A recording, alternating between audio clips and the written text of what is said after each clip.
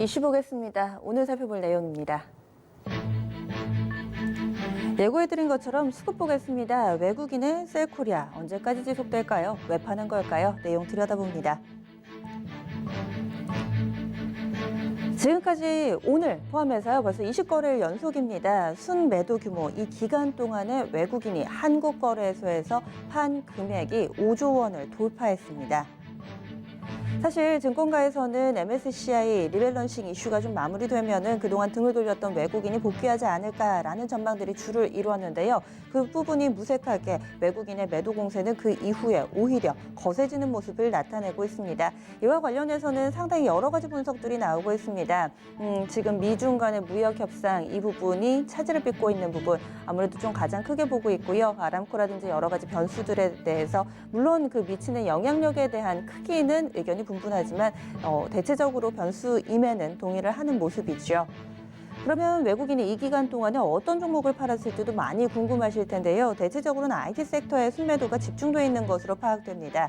특히나 삼성전자에 대해서 열흘간 1조 5천억 원가량 팔아치운 것으로 나타나고 있는데요. 삼성전자가 휘청되다 보니 전반적으로 지수가 조정을 받습니다.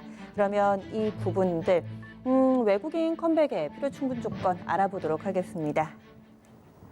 토마토 투자클럽의 신기수 전문가 모셨습니다. 안녕하세요. 네, 안녕하세요. 네, 요즘에 연일 시장 분위기가 무거워서 전문가님도 좀 지치시죠, 이런 분위기는?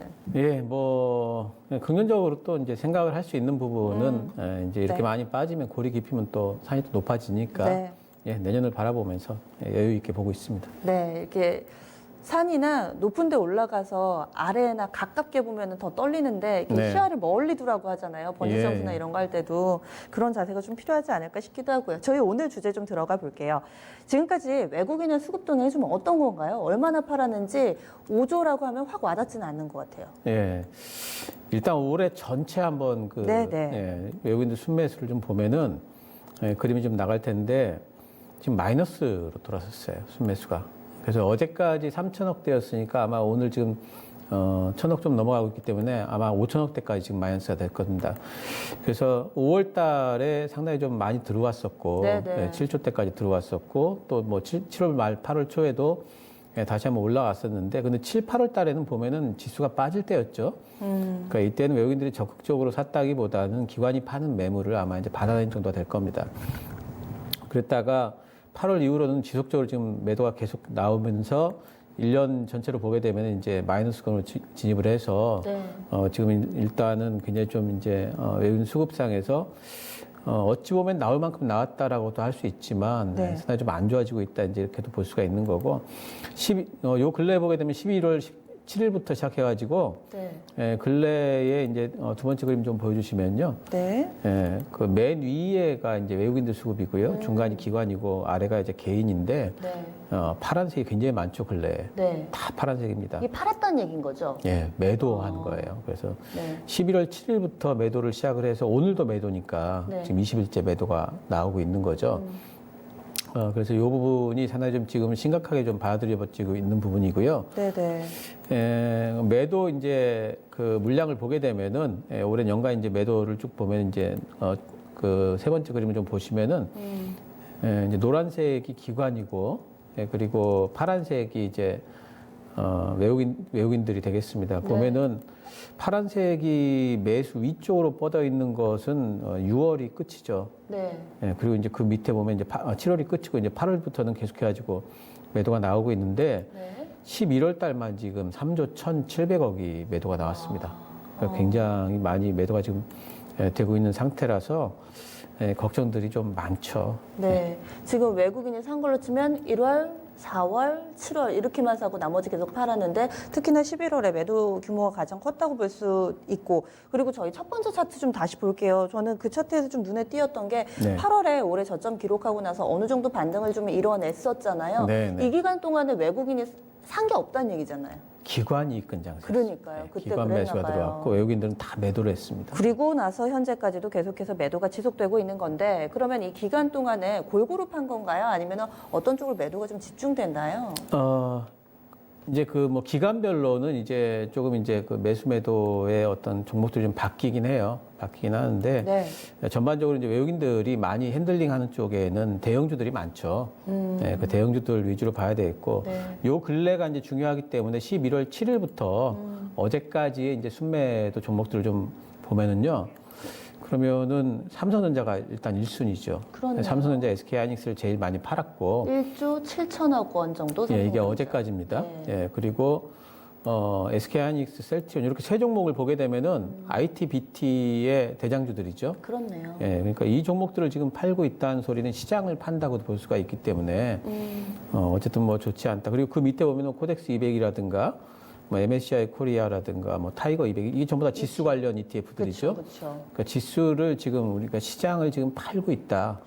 이렇게 지금 봐야 되겠고 현대차가 지금 6위에 올라와 있지 않습니까? 네. 현대차는 올해 연간 순매도가 계속 진행이 됐던 종목이고요. 지금 연간 순매도 금액이 네. 최다 종목으로 잡히고 있습니다. 지금 옆에 보니까 현대차 현재가 나오잖아요. 12만 예. 1,500원. 물론 어제 이 데이터를 예. 산정하실 때 그 가격이었지만 지금 생각해보면 현대차는 1년 내내 12만 원이었던 것 같아요. 네, 그 그렇습니다. 가격을 크게 벗어나지 못했던 것 그나마 같은데. 기관이 좀 받쳐줘서 그 정도 유지했던 것 같아요. 그렇군요. 그렇다고 외국인이 전반적으로 매도 공세를 펼치긴 했지만 그런 와중에도 사모은 종목이 있긴 있을 것 같아요. 네, 그래서 그 기간에 외국인들이 이제 11월 7일부터 외국인들이 파는 동안에 그럼 과연 외국인들은 뭘 샀을까? 네네. 이걸 좀 이제 보도록 하겠습니다. 순매수 종목인데요. 첫 번째가 카카오입니다. 카카오는 정말 수급상으로 보게 되면은 뭐 계속해가지고 사들어온 올해 내내 사들어온 종목으로 좀 보이고요. 1조 8천억 원이에요. 예, 예. 금액 규모가 꽤 크네요. 굉장히 좀 그 기간 동안에만 해도 이제 크고요. 네. 그다음에 이제 MSCI 코리아 이거 많이 빠지니까 이쪽에는 이제 혹시 이제 반등이 나올까 봐서 이제 제가 정정해서 말씀드려야 될 예. 것 같아요. 1,830억. 예, 예, 지금 예. 제가 단위를 하나 잘못 봤네요. 1,830억 카카오. 네, 예, 사고 있고 그 보시면은 다른 것들은 이제 종목별로 이제 모멘텀이 있는 종목들이 들어오는데 네. 삼성전기하고 LG 이노텍 그리고 맨 아래쪽에 보시면은 MC넥스 이런 종목들이 잡히고 있죠. IT 부품 장비 예, 예. 쪽으로. 그래서 주로 이제 스마트폰과 관련된 아, 그런 종목들이 이 기간에 다른 종목들 매도하는 기간에 지금 순매수가 들어오고 있단 말이죠. 네. 그래서 외국인들의 시각이라는 게 내년도에 스마트폰 쪽으로는 상당히 좀 좋게 보고 있구나. 이걸 이제 우리가 읽을 수가 있을 것 같습니다. 참 재미난 점이 파는 종목에도 IT, BT라고 말씀하셨잖아요. 네, 지금 네. 사는 종목도 IT, BT인 것 같아요. BT 쪽에 삼성바이오로직스나 그렇죠. 헬릭스미스 이런 종목도 좀 보여서 재미난 또 눈길을 끄는 포인트인 것 같습니다. 그렇다면은 지금까지 외국인이 어느 정도 팔았는지 어떤 종목을 사고 어떤 종목을 팔았는지 알아봤다면 이제는 왜 팔지 이 부분이 궁금하실 텐데요. 이 내용들 도와주실 분 연결하겠습니다. 오늘 삼성증권의 신승진 연구원 연결돼 있습니다. 안녕하세요. 네, 안녕하십니까? 네, 외국인들 매도 배경엔 어떤 게 있다고 보시나요? 네, 그 외국인 매도의 가장 큰 이유는 이 미중 무역 분쟁이 장기화되면서 이 투자자들의 피로도가 쌓이고 있기 때문이라고 저희는 판단을 하고 있습니다. 아시다시피 미중 정상이 지난 11월 달에 이 1차 서명을 에이펙 정상회의에서 진행하려고 했죠. 근데 이 칠레 국내 정세 불안 때문에 할 수가 없게 된 상황입니다. 그렇기 때문에 이로 인해서 이 위험 자산이라고 할 수 있는 이 주식 시장으로의 자금 유입이 둔화되고 있고요. 특히 신흥국으로의 자금 유입이 둔화되고 있습니다. 아울러 지난밤에는 이 미국 트럼프 대통령이 이 미중 무역 협상이 내년 대선 이후로 연기될 수도 있다라는 이런 코멘트를 내놓으면서 투자 심리를 더욱 위축시키고 있는 상황이고요. 두 번째 이유를 생각해 보자고 한다면 최근 한 달간 이 달러 강세가 지속되면서 이 신흥국 통화표시 자산 전반의 매력도가 약화됐기 때문이라고 생각해 볼 수가 있겠습니다. 지난 8월부터 시작된 우리 시장 반등은 엄밀히 생각해 본다라고 하면은 이 우리나라 기업들의 실적이 좋아진다라든지 이런 경기 펀더멘털에 기반했다라기보다는 이 향후 그 경기 2020년 개선에 대한 기대감에 의한 상승 측면이 컸거든요. 하지만 이 우리나라 이 반도체 경기라든지 지금 이런 우리나라의 경기의 바로미터라고 할 수 있는 수출 모멘텀이 강하지는 못한 상황입니다. 이 주력 제품이 반도체를 보더라도 지난 6개월 동안 이 전년 동기로 한 30%, 마이너스 30%대 이 부진한 성과가 계속되고 있거든요. 결국 이 2018년에 이 기고 효과가 높았다라는 점을 감안을 하더라도 아직까지 우리나라 수출의 근본적인 지금 성장 턴어라운드 모멘텀은 변한 게 없었다라는 게 두 번째 이유라고 생각해 볼 수가 있겠습니다.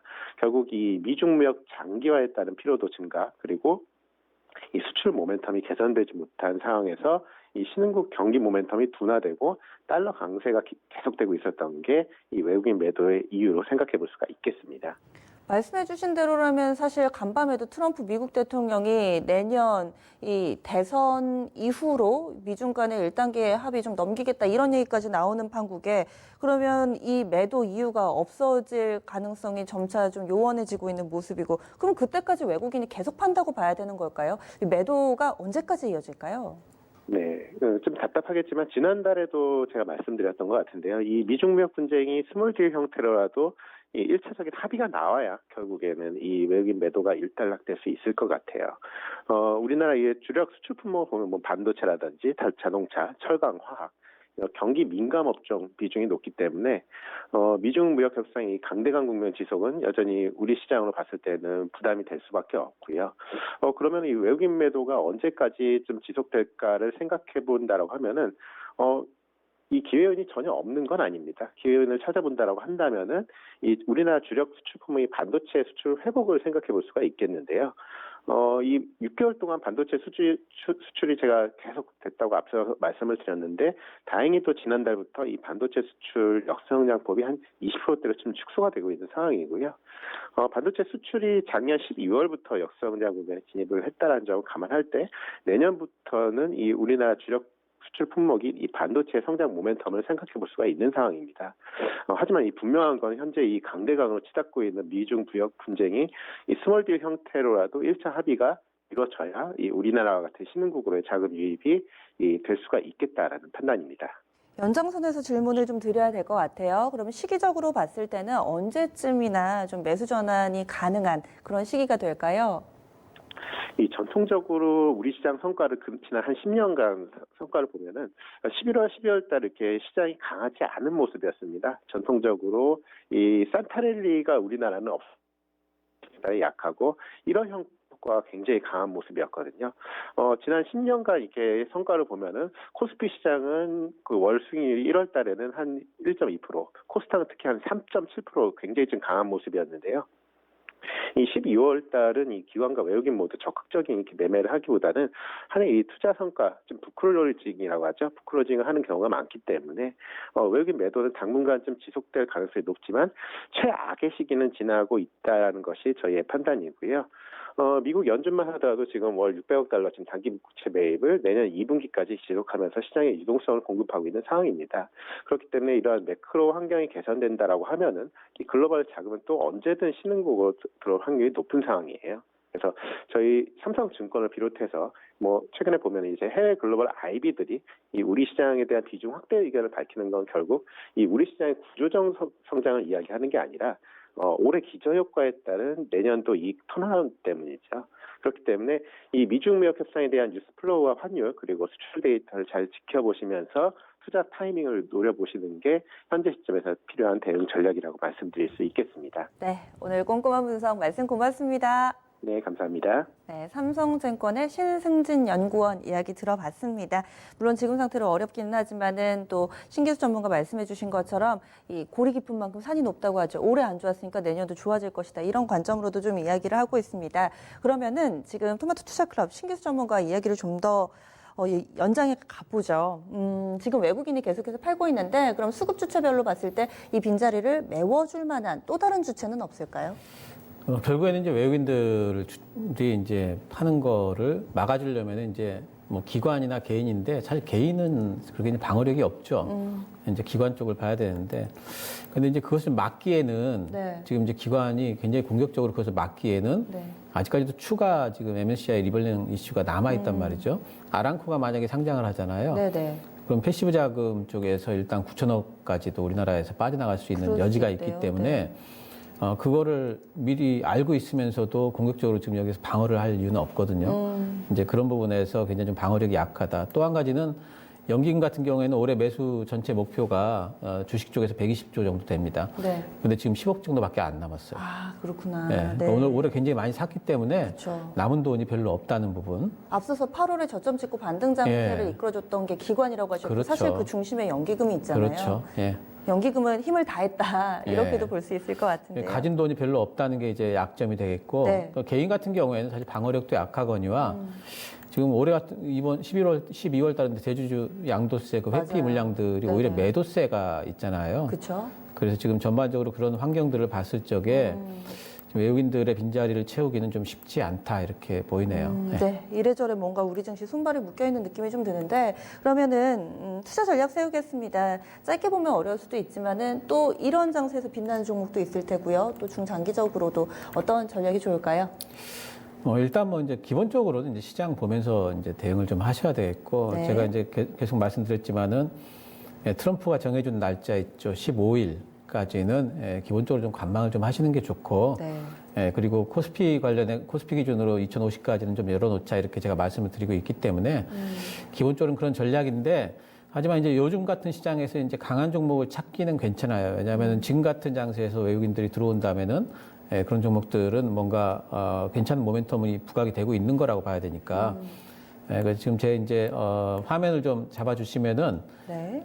요번 주에 12월 들어가지고 지금 이제 수급이 빠지고 들어오는 외국인들 네. 그런 종목들을 지금 잡아놨습니다. 코스피 네. 쪽에 왼쪽은 매도지만은 오른쪽에 보시면은 이제 뭐 삼성전자 우선주를 제일 많이 사고 있고 요번 주에 네. 또 이제 삼성전기 두 번째 뭐 SK 이렇게 쭉 잡히는데 이런 쪽에서 이제 그 차트 형태라든가 모멘텀 같은 것들을 같이 좀 보면서 생각을 해보자면 삼성전기 같은 경우에는 계속 사 들어왔잖아요. 그래서 삼성전기하고 카카오도 아까 보면은 그 굉장히 좀 수급적으로 괜찮았죠. 11월 7일부터도 계속 들어왔으니까. 삼성 SDI 같은 경우에도 차트도 굉장히 그렇습니다. 하나씩 좀 봐보면은 네. 삼성전기 같은 경우에는 위쪽에 빨간 선이 네. 이게 이제 외국인 수급인데 계속 사 들어오고 있죠. 계속 사 들어오고 있고 또 차트 형태도 보게 되면 61선을 지지로 해서 지금 481선을 트라이를 계속 하고 있습니다. 네. 넘어서서 안착이 된다면 이제 올라갈 수 있는 여지가 있기 때문에 그리고 뭐 내년도에 스마트폰 그 휴대폰 부품과 관련해서 또 MSC와 관련된 네. 모멘텀들은 지금 긍정적으로 얘기가 되고 있는 부분이 있어서 지금 같은 시기에 오히려 좀 모아갈 수 있는 종목으로 좀 보이고요. 네. 또 두 번째로 이제 삼성 SDI 좀 보도록 하겠습니다. 네. SDI와 관련해 가지고는 그저께 뉴스도 나왔더라고요. 이제 ESS 매출이 내년부터 본격적일 거다. 그런 뉴스가 좀 나오고 있고 또 외국인들이 근래에 좀 들어온 이후로 안 빠지고 있죠. 그리고 이번 주에 또 수급이 좀 들어오고 있다는 부분, 이런 부분들을 좀 보게 된다면은 지금 이렇게 시장이 조금 뭐 늑진하면서 좀 눌릴 때 이런 종목들은 좀 잡아갈 수 있는 종목으로 보이니까 네. 시장 반등이 나오게 되면 이런 종목들이 또 강하게 또 튈 수가 있거든요. 괜찮아 보이고 카카오는 뭐 지금 외국인들이 뭐 아주 적극적으로 지금 들어오고 있습니다. 그러니까요. 오늘도 예. 순매수 일이잖아요. 이게 이제 카카오 외국인들 1년 수급이거든요. 1년 동안 계속 들어오고 있죠. 특히 6월부터 정말, 정말 이제 많이 열심히 들어왔죠. 사모으네요. 근데 가격적으로 많이 올라와 있기 때문에 물론 네, 탄력은 네. 좀 떨어질 거예요. 하지만은 뭐 카카오 같은 경우에는 뭐 이제 내년도를 보면서 지금 사놨다고 생각을 해본다면은 지금 뭐 들어가셔도 중기적으로는 이제 괜찮은 종목이다 이렇게 보이고 단지 네. 이렇게 수급이 좋았던 종목으로 샀으면은 수급이 꺾이면은 대응하셔야 되겠죠. 그렇죠. 그래서 이제 그런 부분들 대응하는 부분들만 조금만 생각하신다면은 이렇게 지금 같은 구간에서 외국인들 수급이 강한 종목이면은 그러면 시장이 돌릴 때 얼마나 더 강해질 수 있을까 이렇게 좀 발상의 전환을 좀 해볼 수 있는 그런 이제 종목들인 것 같습니다. 카카오요. 저희 네. 주봉이나 월봉 차트 좀 한번 봐주세요. 지금 이 종목이 보니까 한 이렇게 고점이 늘 거의 엇비슷하게 형성이 돼 있더라고요. 예. 차트 보시는 분들은 뭐 저점을 높이면서 뭐 상단이 막혀 있고 뭐 이런 분석도 예. 많이 해주시던데 어떤 위치예요? 그러니까 일단 그 월봉을 좀 길게 보도록 하겠습니다. 네네. 그래서 이런 데를 이렇게 뛰어넘는 게 쉽지 않아요. 이렇게 딱 거보면은. 그러니까요. 그러니까 여기 지금 딱 걸려 있죠. 지금 걸린 데가 10년 동안 저 상단에서 막힌 그렇죠. 거예요. 예, 걸려 있죠. 그래서 그 얘기는 뭐냐면 이런 데를 뚫어낸다면은 더 크게 갈 수 있다. 그러면은 탄력이 이제 붙는다 이렇게 보이기 때문에 지금은 네. 여기를 트라이하는 과정으로 봐야 되겠습니다. 네, 알겠습니다. 자세한 말씀 고맙습니다. 네, 감사합니다.